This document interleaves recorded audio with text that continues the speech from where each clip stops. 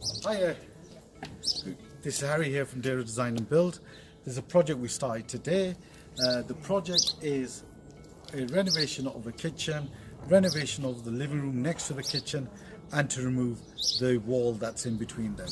Now we've started this particular project yesterday by simply ripping out the old kitchen, and this is what we're going to do. If you want to follow me, yeah, right. We've got the dust sheets on here, yes, through here, yeah, we've got the good old combi.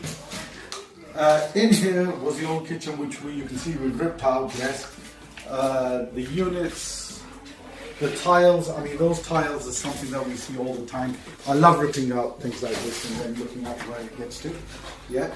We're going to take this wall out. Now the kitchen, the wall, and on the other side we have the living room.